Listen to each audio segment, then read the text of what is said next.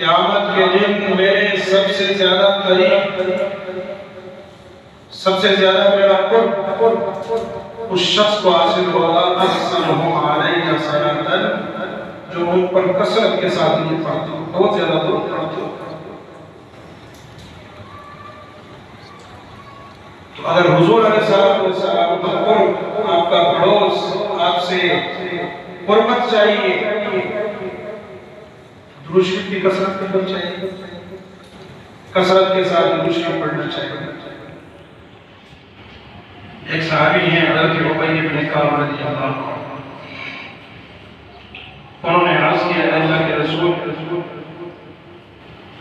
میں آپ پر درود پڑھتا ہوں، اپنی دعا کا کتنا حصہ آپ پر درود پڑھنے میں صرف کرتا ہوں؟ کیا ایک تہائی؟ آپ نے فرمایا ٹھیک ہے، فَإِن زِدْتَ خَيْرًا، اگر زیادہ کرو گے تو تمہارے لیے بہتر ہے۔ انہوں نے کہا اے اللہ کے رسول آدھا حصہ، ٹھیک ہے، زیادہ کرو گے تمہارے لیے بہتر ہے۔ انہوں نے کہا اے اللہ کے رسول 2/3، پھر وہی جواب دیا۔ تو پھر وہی ابن کعب رضی اللہ عنہ نے عرض کیا اللہ کے رسول ساری ہی دعا آپ پر درود پڑھنے میں لگا دوں۔ آپ رضا نے فرمایا اِنَّ يُكْفَى هَمُّكَ وَيُكَفَّرُ ذَنبُكَ، پھر تو تیرے سارے پریشانیاں، سارے مسائل حل ہو جائیں گے، تیرے سارے گناہ بخش دیے جائیں گے۔ تو درود شریف کی کثرت مسائل، پریشانیاں، تکالیف، ٹینشن وغیرہ کو ختم کر دیتا ہے، اور گناہوں کی معافی کا بھی ذریعہ ہے۔ اس کے ذریعے اللہ تبارک و تعالیٰ سارے گناہ معاف کرتا ہے۔ اس لیے کثرت کے ساتھ رسول اللہ صلی اللہ علیہ وسلم پر درود شریف پڑھنا چاہیے۔ پڑھیں گے ان کے لیے فائدہ خود اٹھائیں گے، بھیجیں گے ان کی بارگاہ میں نفع ہمیں ہوگا۔ اور بعض مقامات ایسے ہیں جہاں درود شریف پڑھنا لازم ہے، ضرور پڑھنا چاہیے۔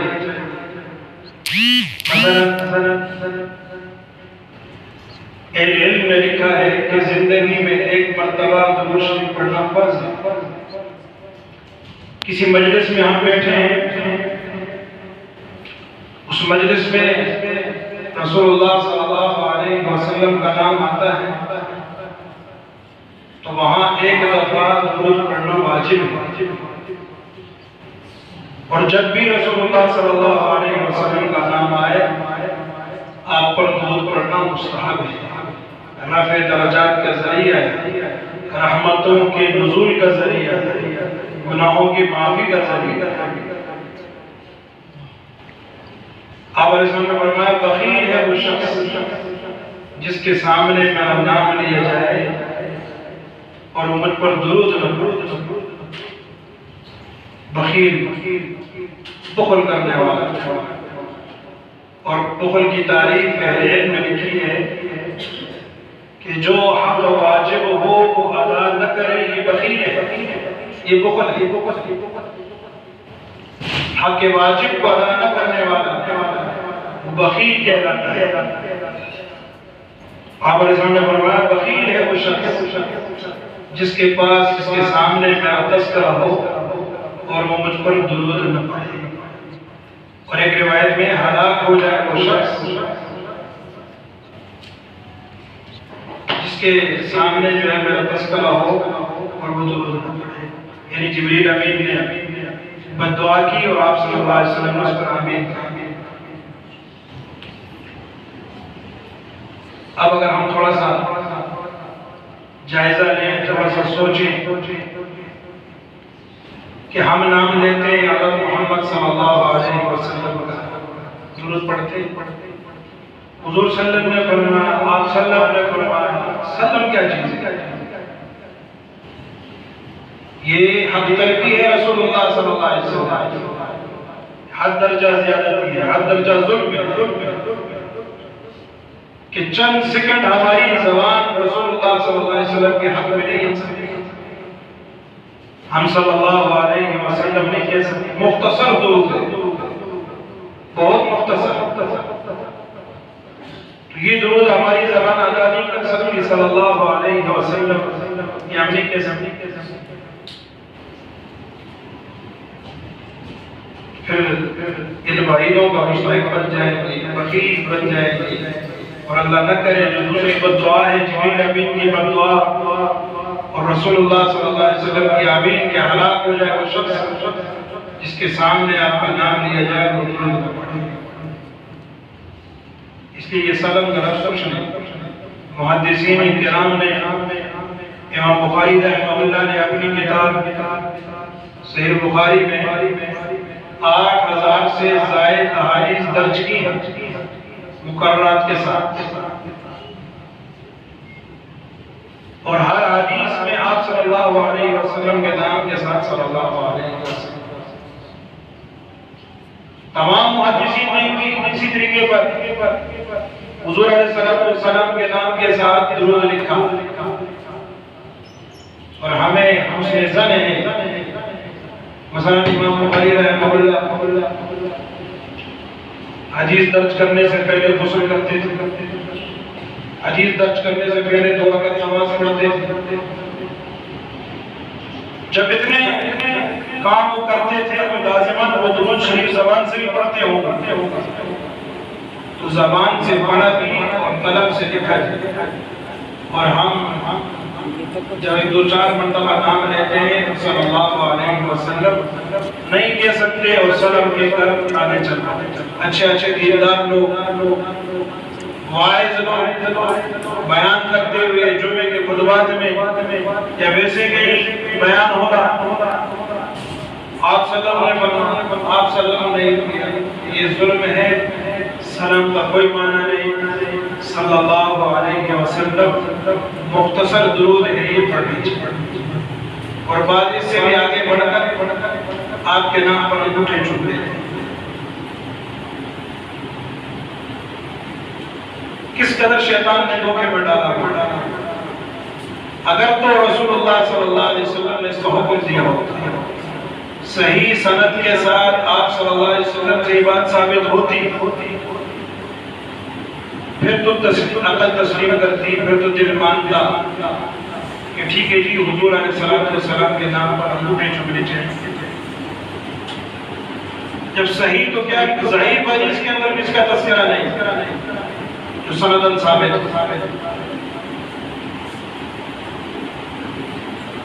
تو پھر آپ صلی اللہ علیہ وسلم کے نام پر انگوٹھے چومنا یہ بھی اس سے بڑا ظلم ہے، بجائے اس کے کہ ہم درود پڑھیں، آپ علیہ السلام کے حق میں دعائیں رحمت کریں، اپنے انگوٹھے چوم کر کام پورا کر دیتے ہیں، پتہ نہیں کیسے کس ٹکر میں پڑھ گئے کس ٹکر میں ڈال گئے۔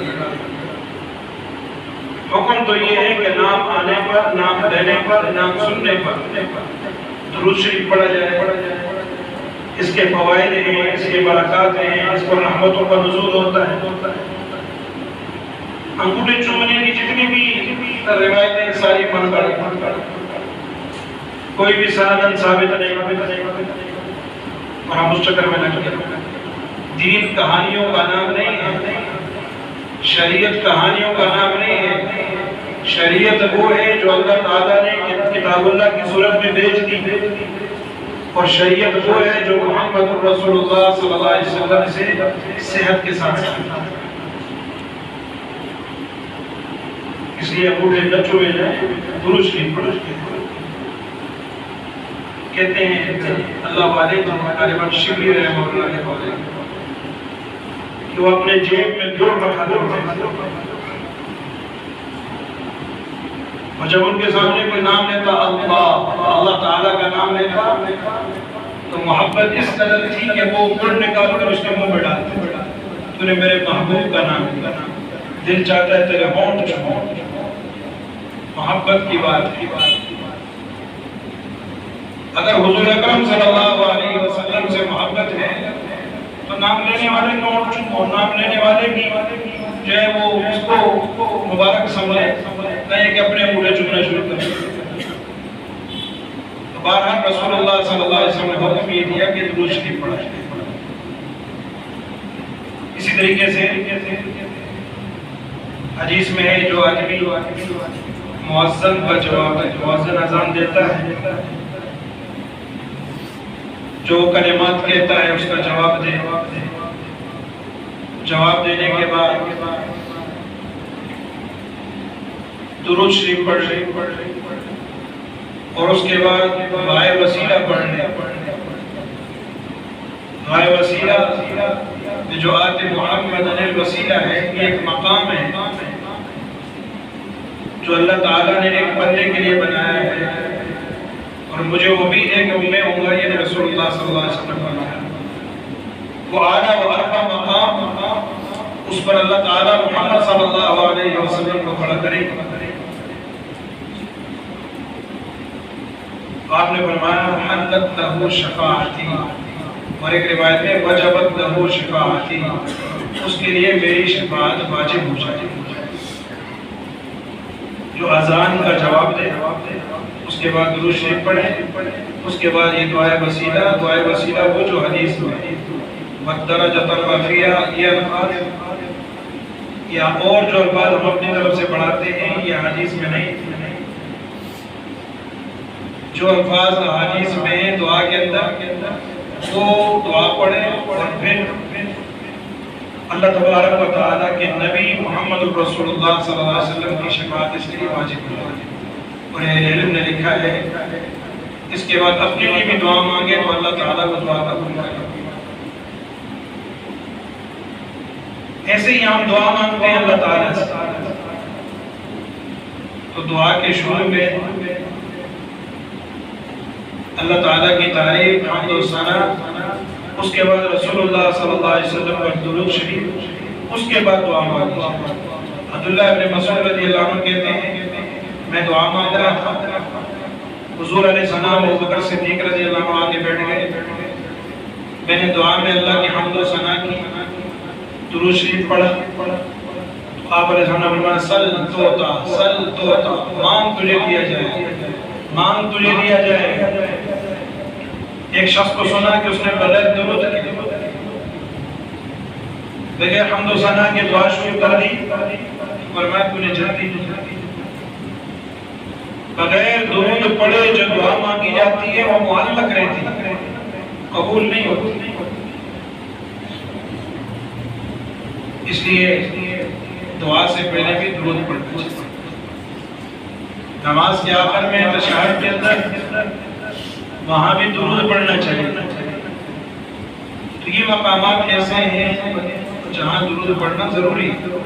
آپ صلی اللہ علیہ وسلم کا نام لیا جائے تو درود پڑھے، اذان کے بعد درود پڑھے، اسی طریقے سے دعا میں درود پڑھے، نماز کے آخر میں درود پڑھے، اور ویسے بھی اپنی عادت بنا دے، صبح 10 مرتبہ، شام 10 مرتبہ جو درود پڑھے گا اس کو میری شفاعت حاصل ہوگا۔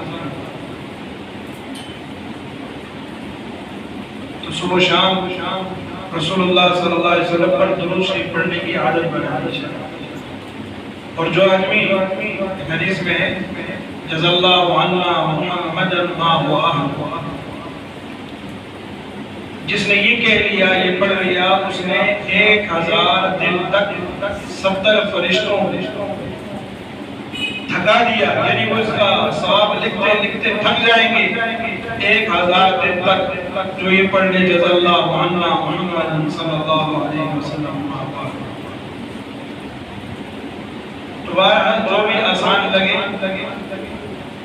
اور جو صیغے حضور علیہ السلام سے ثابت ہیں درود شریف وہ پڑھنے چاہیے، اردو کے درود شریف نہیں، عربی کے درود شریف، اور وہ درود شریف جو رسول اللہ صلی اللہ علیہ وسلم سے منقول ہے۔ ہمارے پاس اکابر کہتے ہیں رسول اللہ صلی اللہ علیہ وسلم کی زبان اقدس جو دعائیں نکلی ہیں، جو الفاظ نکلے ہیں، انہوں نے قبولیت کی راہیں دیکھی ہیں۔ ظاہر ہے کہ ایک ہے میری زبان، ایک آج کے دور کی 100 سال پہلے 200 سال پہلے کی ایک عالم محدث ولی کی زبان، اور ایک محمد رسول اللہ صلی اللہ علیہ وسلم کی زبان عطا۔ ان سے جو الفاظ نکلے ہیں وہ کامل اور مکمل نور رکھنے والے الفاظ ہیں، اللہ کے ہاں مقبول الفاظ ہیں، قبولیت پانے والے الفاظ ہیں، اس لیے ان الفاظ کے ساتھ درود شریف پڑھنا چاہیے۔ اور صحابہ کرام نے پوچھا ہے، بخاری شریف دیگر کتابوں میں بعض صحابہ نے عرض کیا یا رسول اللہ ہم سلام تو پہچان گئے، کیف نصلی علیہ، درود کیسے پڑھیں؟ آپ علیہ السلام نے سکھایا اللہم صلی علی محمد وعلی آل محمد کما صلیت علی ابراہیم وعلی آل ابراہیم۔ یہ الفاظ بھی ہیں، کچھ اور الفاظ بھی ہیں، تو جو رسول اللہ صلی اللہ علیہ وسلم سے منقول ہیں وہ الفاظ پڑھنے چاہیے۔ جمعے کے دن درود شریف کی کثرت کرنی چاہیے۔